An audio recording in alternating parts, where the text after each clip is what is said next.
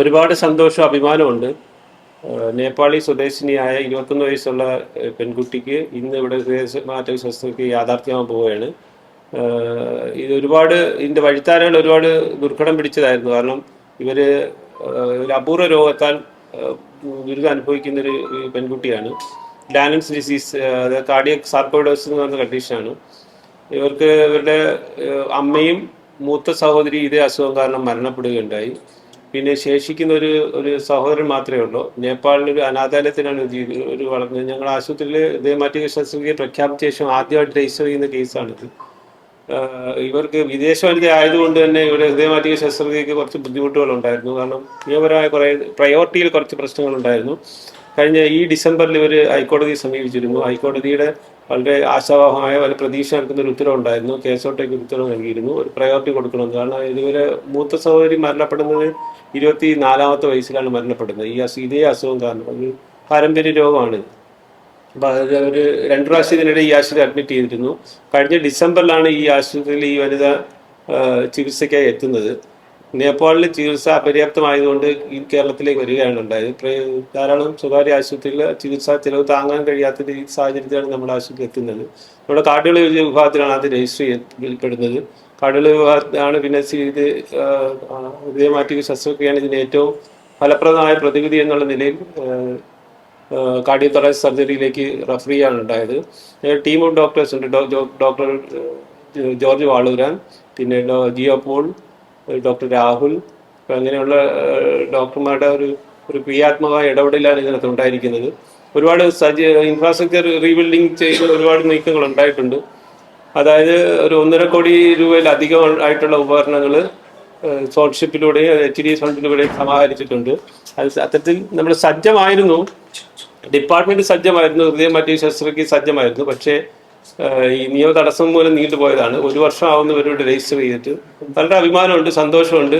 അതിൻ്റെതായ ചെറിയ നമ്മുടെ പിരിമുറുക്കം ഉണ്ട് അതിനകത്തുണ്ട്. കാരണം ആദ്യമായിട്ട് ഇന്ത്യയിൽ, ഭാരതത്തിൽ ആദ്യമായിട്ട് ഒരു ജനറൽ തരത്തിലുള്ള ഒരു ആശുപത്രിയിൽ ഹൃദയമാറ്റിക ശസ്ത്രക്രിയ യാഥാർത്ഥ്യമാകാൻ പോവുകയാണ്. ഈ എറണാകുളം ജില്ലാശുപത്രി ചരിത്രം ഇവിടെ ആവർത്തിക്കുകയാണ്. 2021 ഓപ്പൺ ഹാർട്ട് സർജറി ഇന്ത്യയിൽ ആദ്യമായിട്ട് ജനറൽ തലത്തിൽ യാഥാർത്ഥ്യമാക്കിയ സ്ഥാപനം എറണാകുളം ജില്ലാശുപത്രിയായിരുന്നു. 2023 അവസാനത്തോടുകൂടിയാണ് നമ്മൾ കിഡ്നിമാറ്റിക ശസ്ത്രക്രിയ ഒരു യാഥാർത്ഥ്യത്തിൽ എത്തിച്ചത്.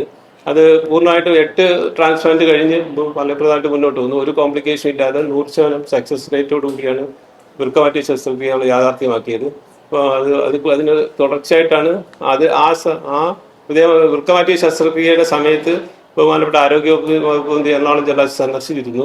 അവർ നമ്മളെ ഡോക്ടർമാർ, കാർഡിയോതൊറാസിക് സർജറി ഡോക്ടർമാരുടെ ആവശ്യം ഉന്നയിച്ചിരുന്നു. അതിന് വേണ്ടിയുള്ള സജ്ജമാകാൻ വേണ്ടിയുള്ള ഒരുക്കങ്ങൾക്ക് നേതൃത്വം വഹിക്കാൻ വേണ്ടി എന്നെ ചുമതലപ്പെടുത്തിയിരുന്നു. അതിൻ്റെ തുടർച്ചയായിട്ടാണ് ഇത് സംഭവിച്ചത്. പക്ഷേ ഇത് വഴിത്താരാൻ കുറച്ച് ദുർഘടമായിരുന്നു. പക്ഷേ എന്നാലും അവസാനം യാഥാർത്ഥ്യത്തിലായതിൻ്റെ ഒരു ചാരിതാർത്ഥ്യമുണ്ട്. 21 ഈ ബ്ലോക്ക് ഉണ്ടാക്കുന്ന 2021 ഈ സൂപ്പർ സ്പെഷ്യാലിറ്റി ബ്ലോക്ക് ഉദ്ഘാടനം ചെയ്യപ്പെടുന്നത്. ഈ ബ്ലോക്കിനകത്താണ്, ഈ കെട്ടിടത്തിനകത്ത് 7 നിലയുള്ള കെട്ടിടത്തിനകത്താണ് ഇതിനുള്ള കാര്യങ്ങളൊക്കെ സജ്ജമാക്കിയിരിക്കുന്നത്. 7 ഓപ്പറേഷൻ തിയേറ്റർ ഉണ്ട്.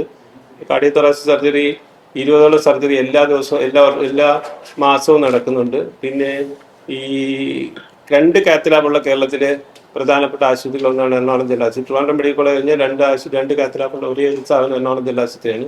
ഹൃദയ ശസ്ത്രക്രിയകൾക്കും ഹൃദയം അനുബന്ധ പ്രൊസീജിയറുകൾക്കും ഏറ്റവും കൂടുതൽ ശക്തമായ നിലയിൽ നിൽക്കുന്ന ഒരു ആശുപത്രിയാണ് എറണാകുളം ജില്ലാ ആശുപത്രി. അപ്പോൾ അതിൻ്റെതായ തിരക്കുണ്ട് ഇവിടെ. എമർജൻസി ആൻജിയോപ്ലാസ്റ്റി ഒക്കെ ചെയ്യുന്ന സ്ഥാപനമാണിത്. 22 എമർജൻസി ആൻജിയോപ്ലാസ്റ്റി ഉൾപ്പെടെ ഇവിടെ എല്ലാ ദിവസവും ചെയ്യുന്നുണ്ട്. 2 കാത്തലാബിലായിട്ട് ചെയ്യുന്നുണ്ട്. അപ്പോൾ കാർഡിയോളജി ഡിപ്പാർട്ട്മെൻറ്റും കാർഡിയോതൊറാസിക് ഡിപ്പാർട്ട്മെൻറ്റും വളരെ ശക്തമായ ഇതാണ്. പക്ഷേ ജനങ്ങളുടെ ആവശ്യങ്ങൾക്കനുസരിച്ച് സെറ്റ് ചെയ്യാൻ കഴിയില്ല, അത്രയും തിരക്കാണ്. പക്ഷേ അതിനിടയിലും നൂതനമായ ഒരുപാട് സങ്കേതങ്ങൾ അഡോപ്റ്റ് ചെയ്യാൻ വേണ്ടി ഡിപ്പാർട്ട്മെന്റ് ശ്രമിക്കാറുണ്ട്. അതിന്റെ ഭാഗമായിട്ടാണ് ഇത് യാഥാർത്ഥ്യമായിട്ട് വന്നിട്ടുള്ളത്. ഈ ടീം അവിടെ എത്തിയിട്ടുണ്ട്. അപ്പം നമ്മൾ 10 മണിക്കാണ് റിട്രീവൽ ആക്ഷൻ തുടങ്ങാൻ പോകുന്നത്. 10 മണിക്ക് സ്റ്റാർട്ട് ചെയ്ത് കഴിഞ്ഞാൽ പിന്നെ ഈ ട്രിവാൻഡ്രം മെഡിക്കൽ കോളേജിലെ ക്രിക്കറ്റ് ഗ്രൗണ്ടിൽ നിന്നാണ് ലിഫ്റ്റ് ചെയ്യുന്നത്. അപ്പോൾ ട്രാൻസ്പോർട്ടേഷൻ സമയം കൂടെ നമ്മൾ പ്ലാൻ ചെയ്തിരിക്കുന്ന സമയം 1 മണിക്കൂറാണ്. റിട്രീവൽ കഴിഞ്ഞ് 1 മണിക്കൂറിന് എറണാകുളത്ത് എത്തിക്കാൻ ഉദ്ദേശം. 11:30 മണിയോടുകൂടി അല്ല 12:30 മണിയോട് എറണാകുളത്ത് ഹയാത്തിലെത്തിക്കാനാണ് പരിപാടി. ഹയാത്തിൽ നിന്ന് നമ്മൾ കൊടുത്തിരിക്കുന്ന യാത്രാ സമയം 5 തൊട്ട് 7 മിനിറ്റാണ് കൊടുത്തിരിക്കുന്നത്. അതാണ് പ്ലാനിങ്. അപ്പം നമ്മുടെ എൻട്രി 6ാമത്തെ ഗേറ്റ്, അതായത് സുഭാഷ് പാർക്കിന്റെ ഫ്രണ്ടിലുള്ള ഗേറ്റ് വഴിയാണ് റിട്രീവ് ചെയ്ത ഹാർട്ട് ടീം എൻട്രി ചെയ്യുന്നത്. എക്സിറ്റ് കൊടുത്തിരിക്കുന്നത് 5ാമത്തെ ഗേറ്റാണ്. പിന്നെ ബാക്കി തിയേറ്ററും പേഷ്യൻറ്റും ഒക്കെ സജ്ജമാണ്. ഡോക്ടർ വാളൂരാനും ഡോക്ടർ ജിയോ പോള്, പിന്നെ ഡോക്ടർ പോൾ തോമസ് നമ്മുടെ കാർഡിയോളജിസ്റ്റ്, പിന്നെ സപ്പോർട്ടീവ് സ്റ്റാഫ് നഴ്സുമാർ. റിട്രീവ് ചെയ്യുന്ന ടീം നമ്മൾ തന്നെ ഹാർട്ട് എടുക്കുന്ന ടീം ഞങ്ങളുടെ ആശുപത്രി ടീം തന്നെയാണ്. പിന്നെ പെർഫ്യൂഷനിസ്റ്റ്, അങ്ങനെയുള്ള സപ്പോർട്ടീവ് ആയിട്ടുള്ള സ്റ്റാഫുണ്ട്. സ്റ്റാഫ് നഴ്സ്, പെർഫ്യൂഷനിസ്റ്റ്, പിന്നെ കാർഡിയോ ടെക്നോളജിസ്റ്റ്, അങ്ങനെയുള്ളവർ ടീമുണ്ട്. അങ്ങനെ 4 പേരുടെ ടീമാണ് ഹെലികോപ്റ്ററിൽ. 4 പേര്, ഇത് 8 പേരുടെ ടീമാണ് പോയിരിക്കുന്നത്. 4 പേര് ഹെലികോപ്റ്ററിൽ അക്കമ്പനി ചെയ്യും, ഹാർട്ടിന് അക്കമ്പനി ചെയ്യും. പ്രധാനപ്പെട്ട സർജറി ചെയ്യുന്ന ടീം തന്നെയാണ് അക്കമ്പനി ചെയ്യുന്നത്. ബാക്കിയുള്ളൊരു ബൈ റോഡ് തിരിച്ചു വരും. എത്ര സമയം നീണ്ട ഒരു മിഷൻ? ട്രാൻസ്പോർട്ടേഷൻ ടൈം 1 മണിക്കൂറാണ് കൊടുത്തിരിക്കുന്നത്. റിട്രീവൽ ടൈം 1.5 മണിക്കൂറാണ് കൊടുത്തിരിക്കുന്നത്. പിന്നെ 4 മണിക്കൂറിനകം നമ്മൾ ട്രാൻസ്പ്ലാന്റ് അതായത് റിട്രീവ് ചെയ്ത് ഹൃദയം എടുത്തു കഴിഞ്ഞാൽ 4 മണിക്കൂറിനകം ഈ ട്രാൻസ്പ്ലാന്റേഷൻ പ്രോഗ്രാം പൂർത്തീകരിക്കണം എന്നൊരു ഒരു ടൈം ലിമിറ്റ് ഉണ്ട്. അതിനകത്ത് പൂർത്തീകരിക്കാനാണ് ശ്രമിക്കുന്നത്.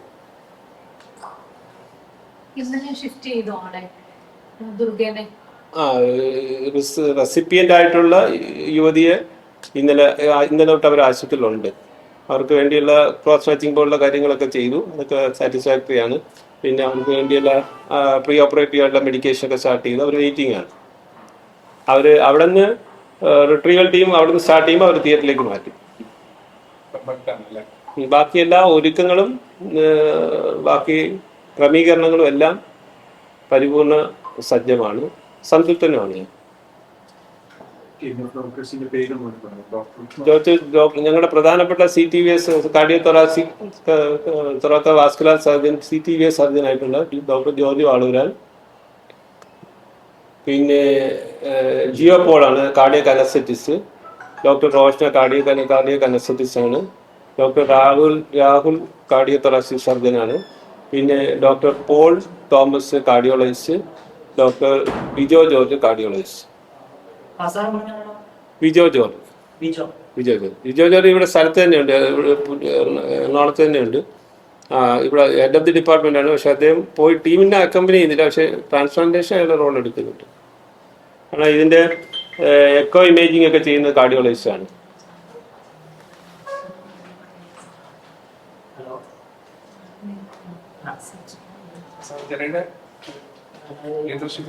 ജോർജ് വാളൂരാണ്. ഇതിനകത്ത് സാങ്കേതികമായിട്ടുള്ള കുറച്ച് ട്രെയിനിങ്ങും കാര്യങ്ങളും Amrita institute of medical science ഞങ്ങൾക്ക് തന്നിട്ടുണ്ട്. അവിടെ നിന്നാണ് ഇതിന്റെ മുന്നൊരുക്കങ്ങൾക്ക് വേണ്ടി പ്രിപ്പറേറ്ററി കാര്യങ്ങൾ ചെയ്തിട്ടുള്ളത്. നമ്മൾ സ്റ്റാഫിനെ ട്രെയിൻ ചെയ്ത്, കാരണം അവർക്ക് ഇതിനകത്ത് ഏതെങ്കിലും ഒരു ലീഡിങ് ഇൻസ്റ്റിറ്റ്യൂഷനുമായിട്ട് നമ്മൾ ഫസ്റ്റ് എക്സ്പീരിയൻസ് ആയിട്ട് ട്രെയിനിങ്, പരിശീലനം, ബാക്കിയുള്ള അഡ്വൈസ് ഒക്കെ അവിടെ നിന്നാണ് ഞങ്ങൾ എടുത്തിട്ടുള്ളത്. പിന്നെ കോട്ടയം മെഡിക്കൽ കോളേജിലെ കാർഡിയോ തൊറാസിക് സർജറിയുടെ ഡിപ്പാർട്ട്മെന്റ് സെറ്റ് ചെയ്തത് കോട്ടയം മെഡിക്കൽ കോളേജിലുള്ള കാർഡിയോ തൊറാസിക് ഡിപ്പാർട്ട്മെന്റിന്റെ നിർദ്ദേശപ്രകാരവും അതുപോലെ ബാക്കി ട്രെയിനിങ് കാര്യങ്ങളെല്ലാം സജ്ജമാക്കിയിരിക്കുന്നത് Amrita institute of medical science.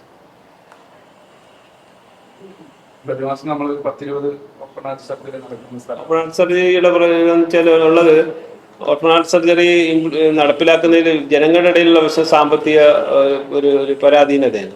അത് വല്ലാത്ത സാമ്പത്തിക ചെലവുള്ള സർജറിയാണ്. അപ്പോൾ ഇവിടെ ഉള്ള സർജറി 20 ലിമിറ്റ് ചെയ്ത് പോകാനുള്ള റീസൺ എന്ന് പറഞ്ഞാൽ മേജർ സർജറിയാണ് 20 പ്രതിമാസമാകുന്നത്. ഒന്ന് നമ്മൾ ഇൻഫ്രാസ്ട്രക്ചർ അതിൽ കൂടെ സർജറി എടുക്കാൻ വേണ്ടിയുള്ള സജ്ജമൊന്നുമില്ല. കൂടാതെ അതിതീവ്ര സ്വഭാവമുള്ള സർജറി ശസ്ത്രക്രിയയാണ് ഇവിടെ എത്തുന്നത്. കാരണം പുറത്ത് സ്വകാര്യ ആശുപത്രികളിൽ ഒരു ഭീമമായ ചിലവ് വരുന്ന കാര്യങ്ങൾ അവർ ഇവിടേക്ക് വരും. ബാക്കിയുള്ള അവർക്ക് അഡ്ജസ്റ്റ് ചെയ്യാൻ പരിമിതിക്കകത്ത് നിന്നിട്ട് സാമ്പത്തികമായിട്ട് ക്രമീകരിക്കാൻ കഴിയുന്ന കേസുകൾ അവരവിടെ തന്നെ ചെയ്യും. ഇവിടെ വരുന്ന കേസുകളുടെ സവിശേഷത അത് തീവ്ര സ്വഭാവമുള്ള കേസുകളാണ് വരുന്നത്. കാരണം 10-20 ലക്ഷം രൂപ വേണ്ടി ഒരു ശസ്ത്രക്രിയയാണ് ഇവിടെ എത്തുന്നത്. അതുകൊണ്ടാണ് ഇത് പരിമിതപ്പെട്ടു പോകുന്നത്. ലളിതമായ ശസ്ത്രക്രിയകളല്ല ഇവിടെ വരുന്നത്. കാർഡിയോളജിയിൽ അതുപോലെ ലളിതമായ പ്രൊസീജിയേഴ്സ് ഇല്ല, കുറച്ചുകൂടെ സങ്കീർണമായ കേസുകളാണ് ഇവിടെ എത്തുന്നത്. അതിൻ്റെതായ ഒരു അതുകൊണ്ടാണ് എണ്ണത്തിലൊരു ചെറിയ കുറവ് വരുന്നത്. ഒരു ദിവസമൊക്കെ ഒരു സർജറിയൊക്കെ ചെയ്യാൻ പറ്റത്തുള്ളൂ. അങ്ങനെയുള്ള ചെറിയ പരിമിതിയുണ്ട്.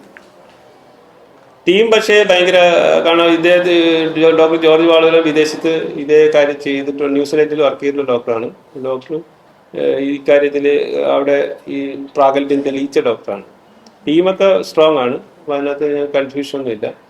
പിന്നെ സ്റ്റാഫിൻ്റെ ട്രെയിനിങ് ആണ് അമൃത ഇൻസ്റ്റിറ്റ്യൂട്ട് മെഡിക്കൽ സയൻസും കോട്ടയം മെഡിക്കൽ കോളേജൊക്കെ ചുമതലപ്പെടുത്തി ചെയ്തത്. കുറച്ച് കോടതിയുടെ ആശ്വാസകരമായ ഒരു ഒബ്സർവേഷനാണ്. കാരണം ഇവരുടെ സഹോദരി 24ാമത്തെ വയസ്സ് ഇതേ അസുഖം കാരണം മരണപ്പെട്ടു, അമ്മയും ഇതേ കാരണം മരണപ്പെട്ടു. ഇതുകൊണ്ട് അനാഥയായി പോയ കുട്ടിക്ക് നേപ്പാളിൽ യാതൊരു കാരണവശാലും ഈ ചികിത്സ അവരുടെ ആയുഷ്കാലത്തോ സമീപകാലത്തോ ഇത് ലഭിക്കില്ല. കാരണം അവിടുത്തെ ഹെൽത്ത് സിസ്റ്റം വളരെ പ്രിമിറ്റീവ് സ്റ്റേജിലുള്ള ഹെൽത്ത് സിസ്റ്റമാണ്, ഇങ്ങനെ അറിയപ്പെടുന്നത്. അപ്പോൾ ഒരു ഹൃദയമാറ്റ ശസ്ത്രക്രിയ അവരുടെ രാജ്യത്ത് നടത്താൻ കഴിയില്ല. ഇവിടെ കേരളത്തിൽ വന്നപ്പോൾ കേരളത്തിലുള്ള പ്രശ്നം എന്ന് വെച്ചാൽ ഇത് ഭീമമായ ചിലവാണ്. ഈ ശസ്ത്രക്രിയ ഞങ്ങൾ പൂർണ്ണമായിട്ട് സൗജന്യമായിട്ട് HDSന്റെ തീരുമാനപ്രകാരം പൂർണ്ണമായിട്ട് സൗജന്യമായിട്ടാണ് നമ്മൾ ചെയ്തു കൊടുക്കാൻ ഉദ്ദേശിക്കുന്നത്. നിലവിൽ ചാർജൊന്നും ഈടാക്കാൻ ഉദ്ദേശിക്കുന്നില്ല. ഇതിന്റെ എക്സ്പെൻഡിച്ചർ എന്ന് പറഞ്ഞാൽ ഈ നമ്മൾ പർച്ചേസുകൾക്ക് വേണ്ടി മാത്രം ഒരു 10 ലക്ഷം രൂപ വേണ്ടി വരും. അതായത് ഡോക്ടർമാരുടെ ഫീസോ ഡോക്ടർമാരുടെ ശമ്പളമോ ഒന്നും കൂട്ടാതെ ഈ ഇതിന് വേണ്ടിയുള്ള കെമിക്കൽസ്, മരുന്നുകൾ, അതിൻ്റെ പർച്ചേസ് മാത്രം 9 തൊട്ട് 10 ലക്ഷം രൂപ ചിലവ്. ബാക്കി ഡോക്ടർമാരുടെ സാലറി, ബാക്കിയുള്ള HR സെറ്റ് ചെയ്യുന്നതിനൊന്നും അതൊന്നും കണക്കാക്കാതെ തന്നെ ഒരു 10 ലക്ഷം രൂപ ചിലവ് വരും. ഒരു ശസ്ത്രക്രിയ അത്രയും ചിലവ്. ബേസിക് മെഡിസിൻ വളരെ ഇപ്പം ഇന്ന് തന്നെ പുതിയ മെഡിസിൻ വാങ്ങിക്കേണ്ടി വന്നിട്ടുണ്ട്. അപ്പോൾ ഓരോ മെഡിസിൻ്റെയും 10-50,000 രൂപയൊക്കെ ഒരു മെഡിസിൻ്റെ കോസ്റ്റ് അത്രയും വരും. ഇതിനകത്ത് ഒരു പബ്ലിക് സെക്ടർ അത്ര ശക്തമായ രീതിയിലല്ലല്ലോ അത് കിട്ടുന്നത്. അതിനൊരു കോമ്പറ്റീറ്റീവ് പ്രൈസ് ഒന്നും നമുക്ക് കിട്ടത്തില്ല.